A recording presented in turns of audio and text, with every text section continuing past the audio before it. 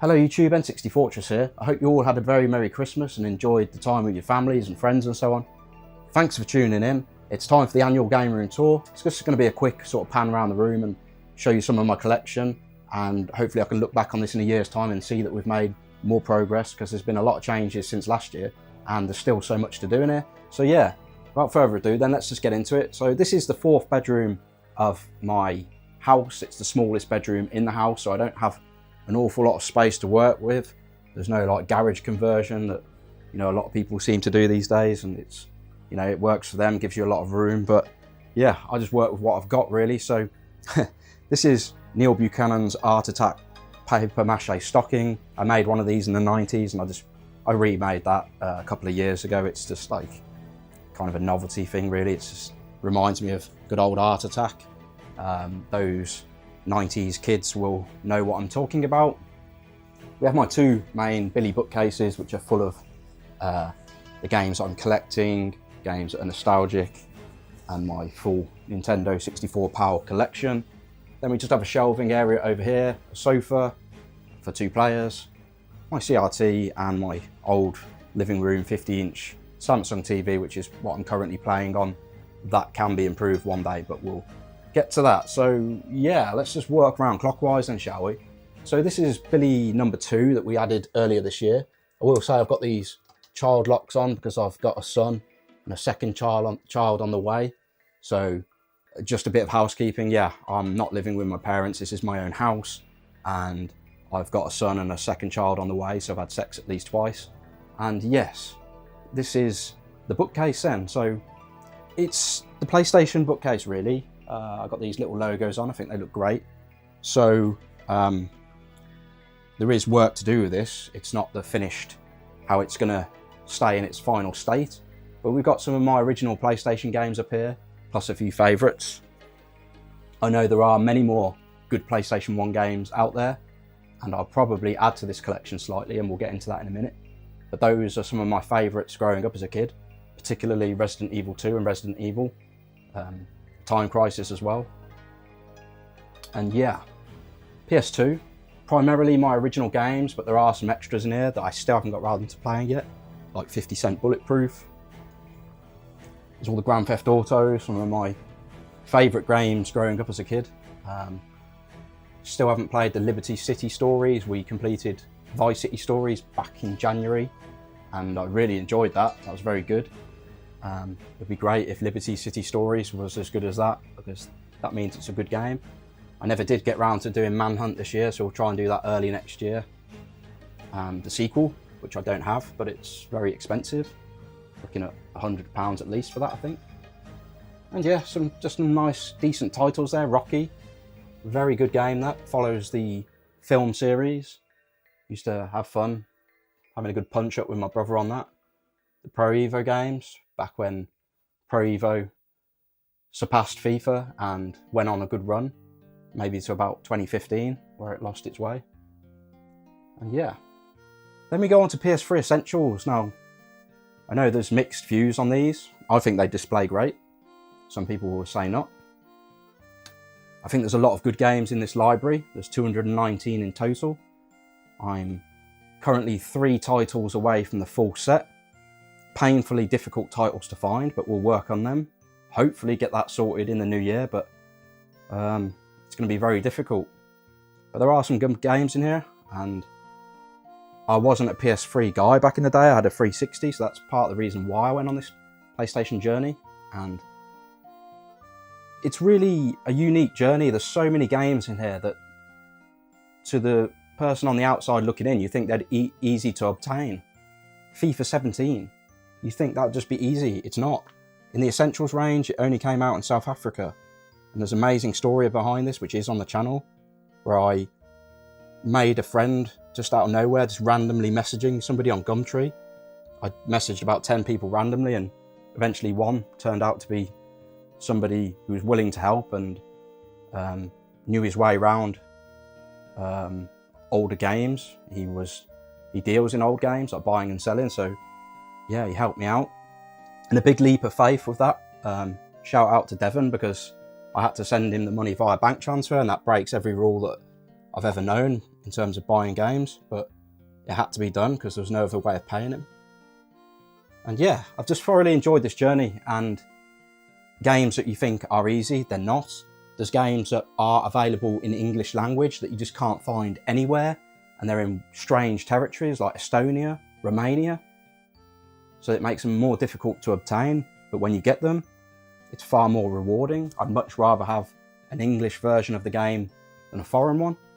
So yeah, just enjoying that journey. We've got 3 left to get, and then there's about 10 or so, maybe a few more, that I need to get English versions of, because they do exist, but again, they're in strange countries like Czech Republic, and when I say strange, I mean they're difficult to buy from. You can't buy from them from other EU countries, even though they're in the EU, because they have their own currency, it makes it difficult to buy them.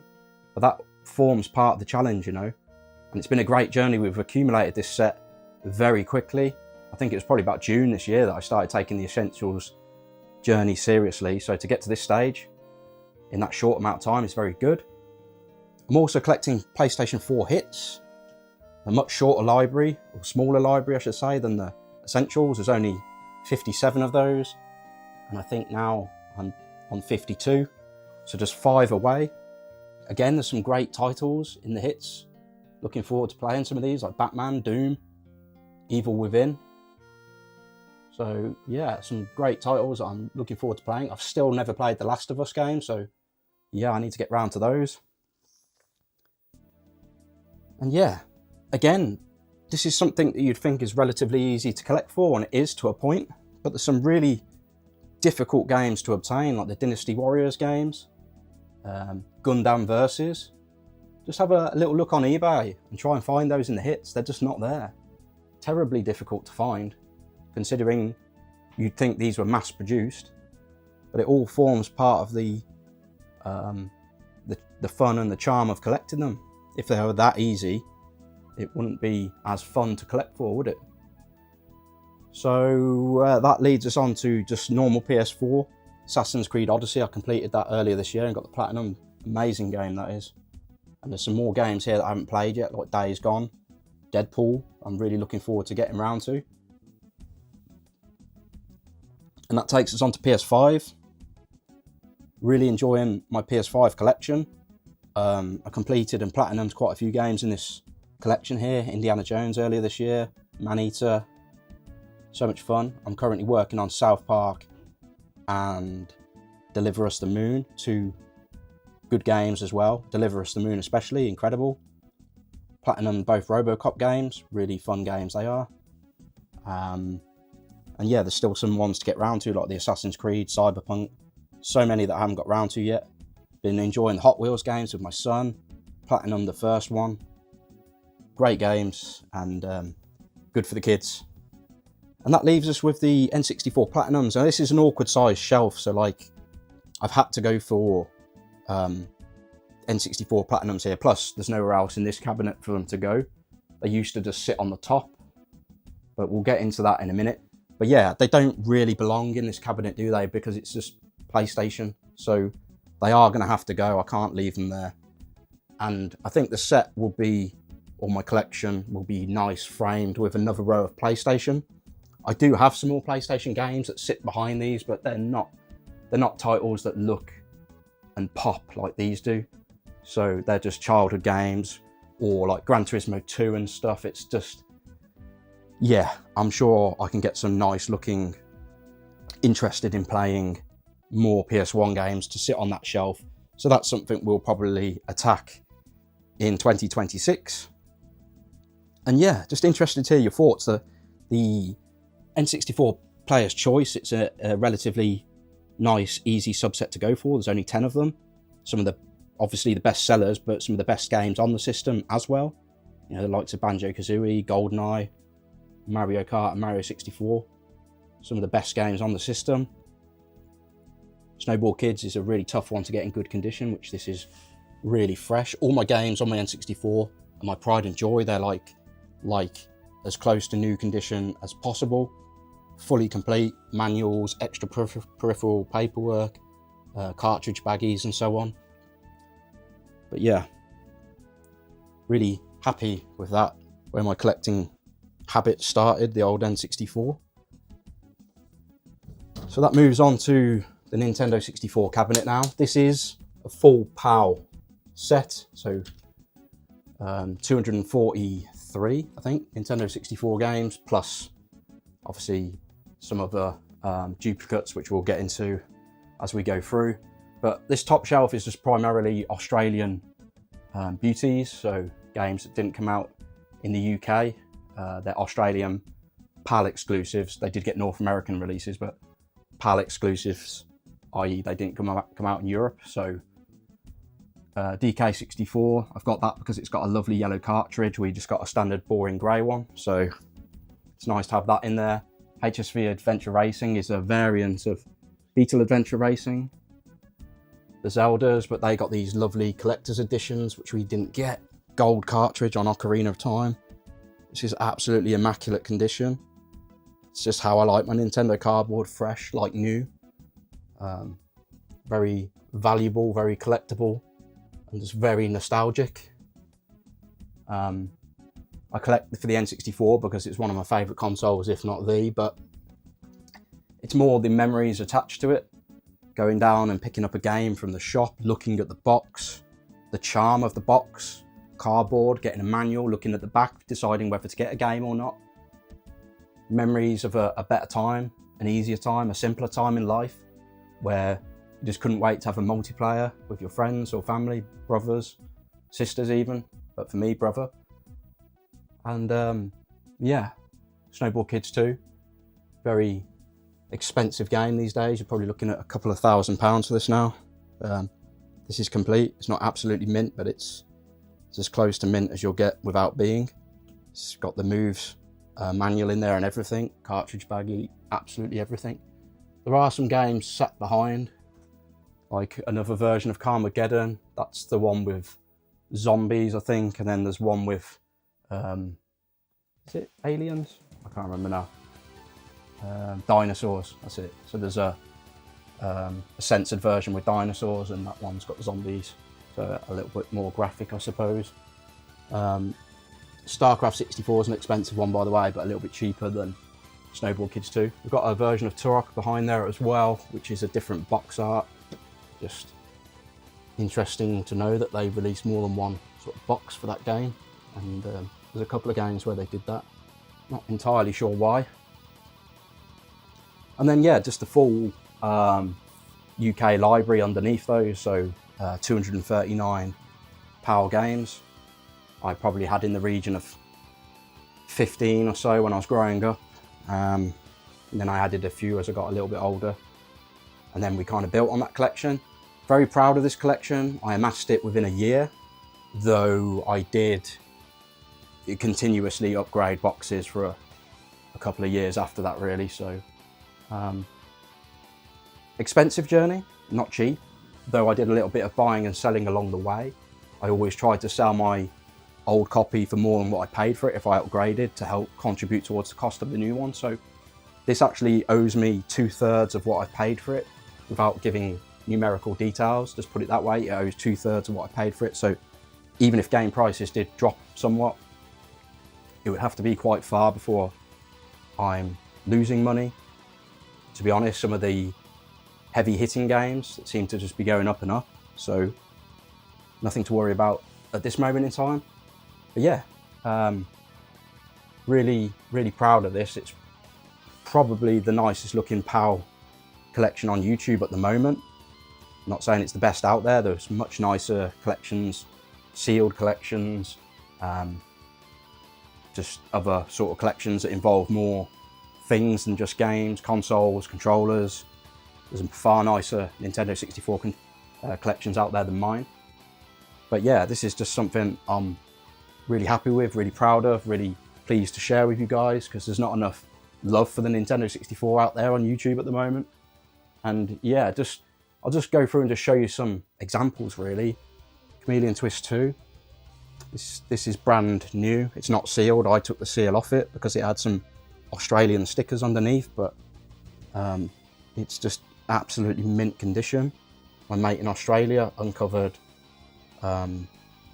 a couple of shipping boxes of brand new copies, and that's just one of them. Yeah, and I unsealed it to get the stickers off really, because the stickers wouldn't have released on in the UK. Charlie Blast's territory, brand new and red strip sealed. I do have about 5 red strip sealed games. They're nice pieces. I'm not into grading, hence why they haven't been. I much prefer being able to hold them like this rather than in a tombed up in an acrylic case. To each their own. I understand why people do that. It's just not for me. I personally prefer just how they are. Plus they wouldn't fit in this cabinet anyway. But yeah, just some really nice pieces in here, and I can't get them all out. There are videos on my channel where I look at games in more detail, so there's plenty of that on the channel for you to see. All my games are English where possible, or UKV, like In the Zone 2000. That's terribly difficult to find. That's UKV, and it's brand new, unplayed. And I think the Billy bookcase complements the full N64 set really well. I mean, look at that, it fits almost perfectly. I'd much prefer to display it with the spines, but there's just not the room to do that. Like, I think the spine art is a lot nicer. Look at that. I'd much rather have that spine on display, but unfortunately, just don't have the space. And like I said, it fits pretty much like a glove, so happy to leave as is, really. Interested to hear your thoughts. I am on a journey on the channel to complete and review all 239 UK PAL N64 games, so I think we've done at least 16 this year, and I do hope to get back to work in the new year and bring more to the channel, some good games as well, still left to do. And yeah, I just need to up my editing game, but it's something that I'll be working on. Lovely N64 logos there to boot. Right, let's just get over to the shelves here. This is my remaining Fox Data Chrome Leopard controller. It is for sale. I was collecting all 4 of the Series 2, but I decided to sell up. The reason why is on a video posted recently, but yeah, I've just got this one left to sell. I sold my Desert Storm. The remaining 2 that I needed at the time were getting terribly expensive. You're looking at over £1,000 for the remaining 2, the Red Rain and the Purple Forest, so it's just not a journey I wanted to pursue anymore. This little fellow, my wife actually bought this for, it was one of my son's friend's birthdays, and he's a Mario themed birthday. And I said, oh, you're better off giving that to our son and we'll get them something else.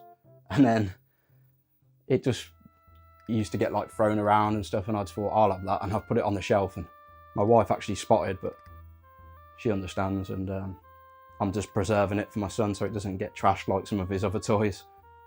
And yeah, it's just a nice piece, isn't it? Then we have my Mega Drive collection. A lot of these are my original games from my childhood, like my physical copies. And yeah, then some additions that I've added recently, like Alien 3, that I haven't really given a good go on yet. But hopefully get into doing some more Mega Drive gaming in 2026. I've recently completed Robocop vs the Terminator, a childhood favourite, and a very fun game still to this day.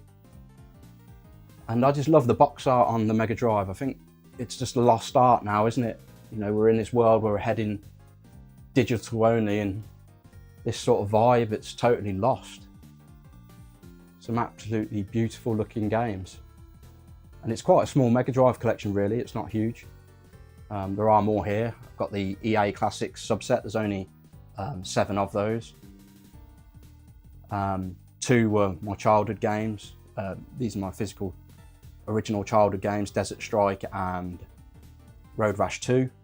And so I went on a little run to collect the others, and I think they look quite nice.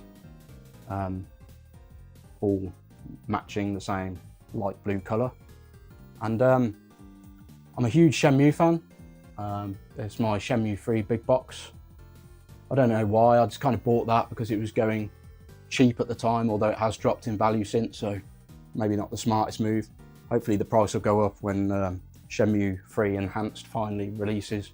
But yes, I'm a big Shenmue fan, and that seems the only sort of place for it at the moment because it's such a big box collector's edition. There's no way it's going to fit in over there anywhere. I've recently moved the Lego Sleeves PS4 over here. Was struggling for space as the Hits and Essentials took over here. I'm not sure if this is their permanent home, but for now, this is where they reside. I think they look great. Not the easiest to collect for, but also quite easy. So the majority can be found pretty easily. I think it's only Lego Worlds that was a little bit more problematic for me. And then Lego Ninjago, the movie, that was really difficult to find. But other than that, it is very collectible, but with a little curveball in there with Ninjago. I think they look great. Probably are some good games in there to play with my son as well at some point when he's a little bit older, so yeah, looking forward to those. That leads us into PS3 spillover. Not a huge PS3 collection really, but yeah, I just think it doesn't really fit in this cabinet over here, so that's where they have to go for now. Remember Me is a recent addition. I was hoping that was an Essentials version, but at least it's English, but it's not the right one. It's not Essentials, it's the standard version, sadly. I'm still looking for it in the Essentials. It's by far the most difficult PS3 Essentials game to find, and I don't own it yet, sadly. So want to hopefully attack in the new year. But yeah, some good PS3 games there that I'm looking forward to getting into. I completed Saw earlier this year on the channel. Really enjoyed that, and I still need to get around to the sequel, Saw 2. Pretty small GameCube collection. I'm not a big GameCube guy. These are just my childhood ones, plus a few extras like Die Hard. I really wanted to play this back in the day and never did. Still haven't played it to this day, so it's hopefully one that we can get done this year and give my thoughts on that. But yeah, I was a big Resident Evil fan, so just getting the sort of nicer looking GameCube versions as well was just nice to do, you know, so that's why I have those. And then there's just a few more Mega Drive games here. Terminator's one of my original ones. Micro Machines was as well, great. Yeah, not a huge Mega Drive collection, but just, yeah, some beautiful looking games. And I do want to potentially add a few. Robocop 3 looks quite tempting. The box art on that looks great, but it's just an expensive game. You're looking at 3 figures for that. Then we got Dreamcast. Well, my childhood games plus a few extras really. Obviously my childhood Shenmue's here. And my childhood Tony Hawk's Pro Skater 2. And several others. And then there's just some that I've added since, like Crazy Taxi 2. Yeah, some good Dreamcast games there. I did a video on the Dreamcast, what killed the SEGA Dreamcast, not long ago. It's worth checking out if you haven't watched it. I know it's fairly statingly obvious, but I also delve into some of my memories and with the console and why it was just ahead of its time and underappreciated and why I still love it. It's a great machine, it really is. It was just, came out at the wrong time really, but yeah. We've got my sofa here, it's just a 2-seater for us two to sit on. Me and whoever else, friend, family. My snow globe from Golden Gate Bridge when we went to San Francisco, did a tour of the West Coast. That's just something that's found its way in here. I don't think my wife has got anywhere else for it, so I just have that. My lovely CRT, I'm sorry about the flickering. I haven't adjusted the frame rate on the film. But yeah, this great story behind this. It's a 28-inch Sony Trinitron. Very nostalgic TVs, the Trinitrons like this, the silver. Remember my friend over the road had a 32-inch in his living room, and at the time, probably the year 2000, it just felt like, wow, look how futuristic does that TV look. And then you look at it now and it's just, it dwarfs in comparison. I know it's a little bit smaller than what they had, but even the 32-inch would dwarf in comparison to that, wouldn't it? So, and yet it's so much more clunky, less aesthetic, but I like it. It's nostalgic, it's retro, it's true retro. It allows me to play my older consoles. I've been enjoying playing a lot of Sega Mega Drive recently. Obviously we completed Robocop versus the Terminator. And just a magical story behind this one. Well, magical is probably over-egging it. It's I got this for free. I saw it listed on Facebook Marketplace, and you just assume I was going to be broken or something like that. But I said I was interested, and I didn't hear back. And then a few days later, they said it's available if you want it. And then I went to see them. They said I was actually the second or third, I think, but the other people didn't claim it in the end. And they chose me because they said I looked like an all right guy. I think they saw that I was wearing a Villa shirt in one picture that I went to Wembley in the 2019 playoff final. They live right by the Villa ground, they're a Villa fan. And yeah, I got this for free basically, and delighted with it. It's not let me down since. It does have the original remote. It's got a bit of sun fade on this side, unfortunately, but I guess fortunately for me, that's the part that you can't see, so it works quite well. And kind of reason why I didn't want to, I thought about having my room the other way around and have the CRT in that corner, but then the sun bleached side of the telly would be right on display, so it kind of works best like this, I think, and what you don't see can't hurt you sort of thing. And yeah, just great setup really. VCR as well. I don't watch that many VHSs. I can't remember the last time I did, but it's just nice to have the option. Terrible electronics going on behind there, so roast away if you'd like. My watermelon Nintendo 64. This is being HDMI modded, and that's how I do my Mission N64 239 reviews currently, via the Elgato. And I just sit here and play on my 50-inch TV. It's very out of date, this telly. It was my old living room TV for many years, so like I said, it does need upgrading at some point. But yeah, just pleased to have a nice sized TV in the room. And yeah, that's how I currently play my N64 on this TV if I'm not playing on my CRT. And I've got an analog 3D coming in the new year, just a standard coloured one. And we'll hopefully use that and see how it fares compared to the Ultra HDMI. PS5 hidden around the back here. There's not a lot else you can do with the PlayStation 5. It's just terribly big. I don't really want to upgrade it to a Slim or whatever they're called. This is quite a nice one to have really, because I got this early on in COVID really, through a sort of raffle, and I think basically Currys, it was their way of stopping scalpers. So you had to sign up via email, and they pick people at random to buy the PS5s, yes, basically to stop people scalping and just reselling them. People still could, I guess, but it just make it less likely. So yeah, really pleased to have had that at a time where they were difficult to obtain, and so I don't really want to get rid of it when it still works like a charm. Just a pretty simple setup. I know there's so much better out there. I don't pretend to have the best setup. It's just what works for me. Just got my SNES Mini down there, PS2 Slim, PS3 Slim, a red one, stunning. I got that from CEX with 2 matching controllers, both minty as well, the controllers, like new. And then just the drawers, which are really not anything snazzy. Where else are you going to put all your peripherals, controllers, accessories, light guns, fishing rods? Yeah, it's a bit of a mess in there, but it's not on site, is it? And a couple of consoles are not currently on display, but I like to sort of get out quickly. I do have other things like a NES Mini and other consoles that are just in the loft really, because they're not used as frequently, and when they are needed, I'll go and fetch them down. Like I said, I'm not blessed with that much space at the moment, so you have to work with what you've got, and that's just what works for me really. So yeah, pretty much it. So yeah, that's my game room tour. Hope you've enjoyed it. I've got this area here, like above the TVs, and I think probably need to get some more shelving really, because we need to sort of make use and utilize this space better. Just got to be careful, because this is one of them walls where it's a bit thinner and obviously not as strong. So just need to make sure the right fixtures are used, and yeah, something to think about really, but something we need to work on.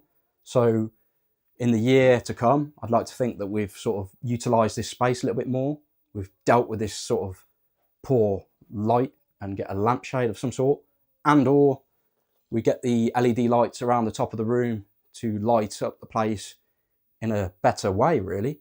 I hope you've enjoyed my pretty simple game room tour, but it's mine, it works for me. It's clean, it's not overcomplicated, and it's my safe place. I can just come here and have some downtime, have a beer, have a bit of a chill out, come in here with my son and play Hot Wheels, whatever, and just relax, which is the important thing in life, right? You want to de-stress and just relax. And yeah, this is my collection, my pride and joy, and I enjoy sharing it with you on YouTube. Thanks for watching, everyone. I hope you enjoyed it. If you're new to the channel or a returning viewer and you're not yet subscribed, please consider doing so. It really helps me out. Drop a comment, let me know what you think's good, what you think's bad, what you think I can improve on. Would really appreciate that. Thanks for watching, everyone, and I'll see you on the next one. No matter how convinced you are that you're not going to forget anything, you always do, right? So this playing area here, I was thinking about getting a nice poster, perhaps Assassin's Creed Odyssey, a game that I really enjoyed, just to break up that playing area. If you've got any other suggestions, let me know.